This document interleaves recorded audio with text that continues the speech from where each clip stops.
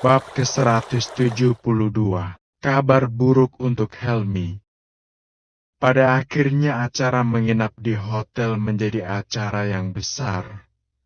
Sebab tak hanya keluarga Yongki saja, melainkan keluarga Miftah juga ikut bergabung. Helmi tentu saja tak ingin ketinggalan. Dia mengajak Caca, tetapi sayangnya Chandra juga memaksa ikut dengan alasan malas di rumah sendirian, karena orang tua Helmi keluar negeri.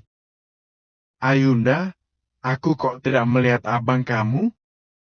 tanya Helmi penasaran.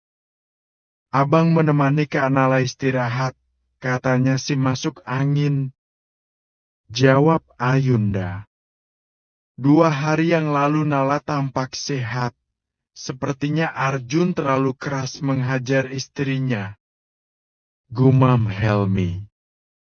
"Hel, jangan menggunakan bahasa yang tidak bisa dipahami oleh anak remaja," sela Zahrana yang kebetulan lewat mengambilkan suaminya minuman. "Ah iya, maaf," ucap Helmi segera menutup mulutnya sendiri. Ayunda hanya nyengir saja. Dia merasa sepolos itu untuk memahami ucapan Helmi barusan. Tetapi dia sendiri aslinya merasa aneh, sebab kakak iparnya sama sekali tidak terlihat bersemangat, padahal ada orang tuanya juga. Sedangkan wajah abangnya terlihat murung. "Mungkinkah abang dan Kak Nala bertengkar?" Aku tidak boleh kau. Biarlah itu menjadi urusan rumah tangga mereka. Aku hanya anak kecil yang belum tahu apa-apa, batin Ayunda. "Ayunda, kita main keluar saja yuk. Malas di sini terlalu ramai. Lihatlah para orang tua itu pada sibuk menggosip dan membahas pernikahan," bisik Caca. Mau kemana?" "Ayunda kakinya masih sakit tahu," cegah Helmi cemas. "Aku sudah baik kan? Kok Kak Helmi? Lagian benar kata Caca, di sini agak membosankan dan terlalu ramai. Enaknya jalan-jalan keluar saja menghirup udara malam untuk sejenak," bujuk Ayunda. Helmi meleyot, tak mampu lagi mencegah Ayunda yang suaranya saja sudah terdengar manis. "Tenang saja, di sini ada aku. Pasti aku akan menjaga Caca dan Ayunda. Yuk dewi-dewiku, aku antar kalian kemana saja," sela Chandra. Aku juga jadi jenuh. Aku ikut saja kalau gitu," ucap Helmi tak mau ketinggalan.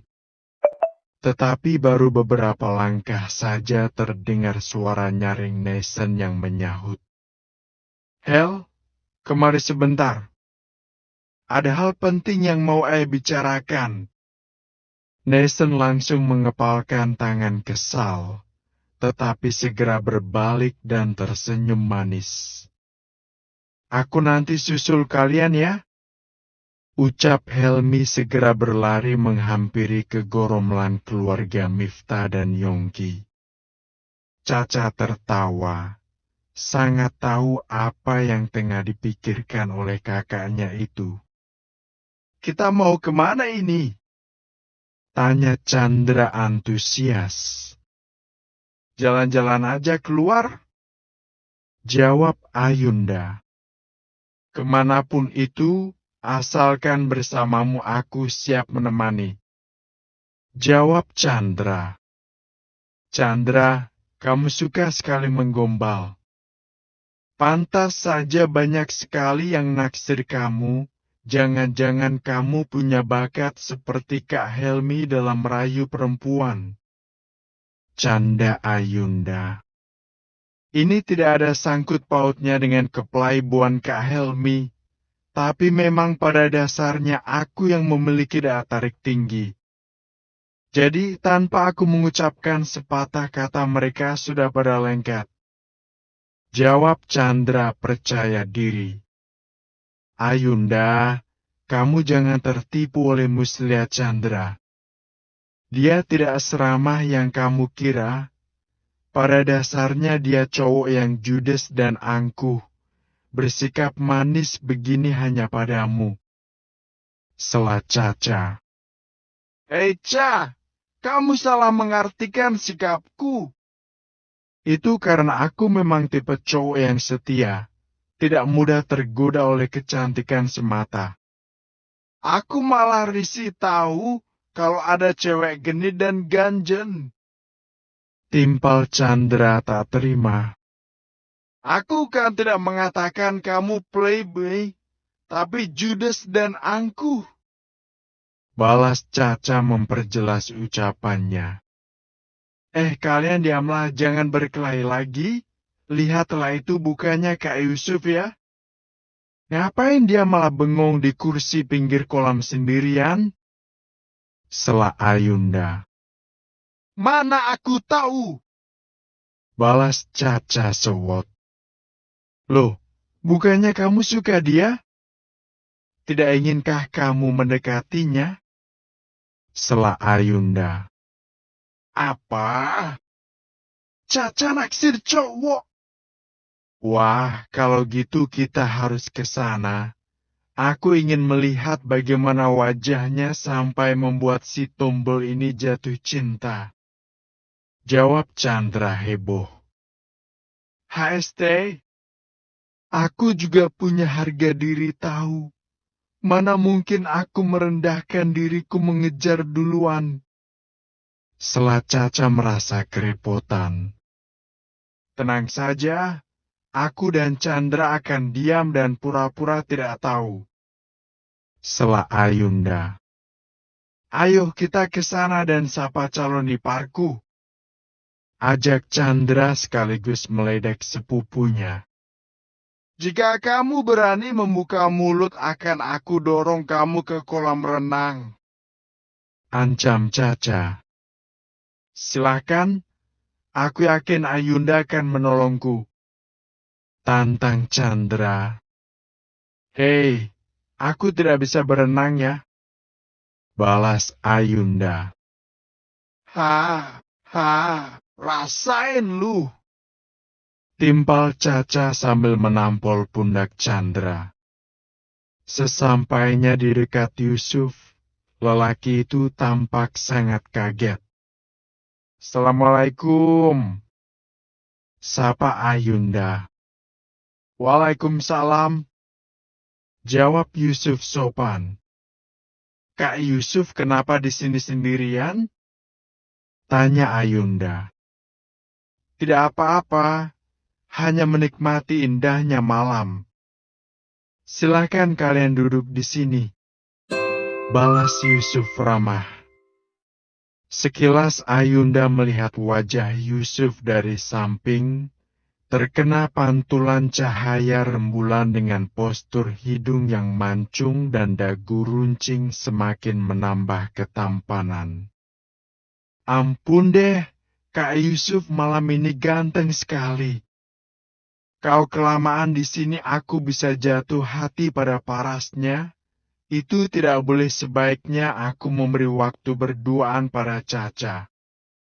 Batin Ayunda. Ayunda segera berdiri, kemudian melirik ke Chandra memberikan kode. Tentu saja Chandra semakin bersemangat demi keuntungan dirinya sendiri pula. Ayunda, bolehkah kamu mengantar aku sebentar? Pinta Chandra. Baiklah, Caca biar di sini aja dulu, nanti kita ke sini lagi. Jawab Ayunda. Jangan tinggalkan aku sendiri dong. Protes Caca kesal. Kan ada Kak Yusuf, nanti aku dan Chandra kemari lagi. Baik, assalamualaikum. Balas Ayunda bergegas pergi diikuti oleh Chandra. Caca menjadi kikuk karena dirinya aslinya tidak menyukai Yusuf, tetapi kalau berduaan saja bisa membuatnya tegang juga. Kau tahu? Yang namanya kebohongan tetap kebohongan, yang pada akhirnya hanya akan menjadi bencana. Gumam Yusuf. Kak Yusuf bilang apa? Tanya Caca kaget. Aku bilang, kebohongan hanya akan menjadi bencana. Balas Yusuf. Caca terpana.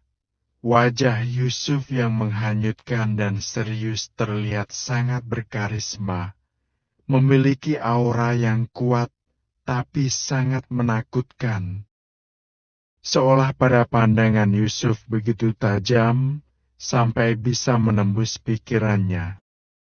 Kebohongan apa yang dimaksud Kak Yusuf? Tanya Caca masih tak paham. Belum sempat Yusuf menjawab, Helmi sudah muncul duluan setengah berlari.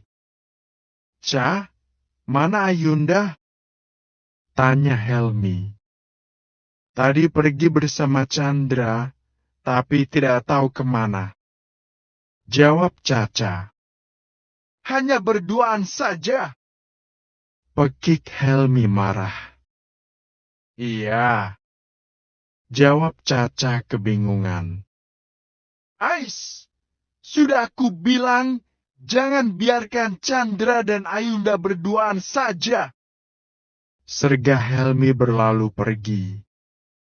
Kak Helmi, ada hal penting yang mau aku bicarakan. Sela Yusuf. Apa? Tanya Helmi menahan amarahnya. Ca, maaf ya, tolong biarkan kami mengobrol berdua ya. Pinta Yusuf pada Caca. Iya. Jawab Caca patuh dan meninggalkan kakaknya berduaan dengan Yusuf. Duduklah, aku ingin membahas tentang Ayunda lebih awal. Karena aku tidak ingin kedepannya menjadi suatu kebencian, sebab telah menyembunyikan sesuatu yang teramat penting. Ucap Yusuf. Jangan bertele-tele, langsung katakan saja. Sergah Helmi. Aku dan Ayunda dijodohkan, itu alasan kenapa aku menjadi sopir, sebab biar Ayunda mengenal aku secara perlahan dan membiarkan dirinya jatuh cinta, dan kami menikah bukan paksaan. Jawab Yusuf tenang dan santai. Duar. Helmi merasa seperti disambar petir, tangannya langsung menggenggam erat, seolah ingin memukul semua apa yang ada di hadapannya dan memporak-porandakan. Helmi sangat tidak terima. Dia sudah cinta mati dan tidak mau kehilangan Ayunda apapun yang terjadi.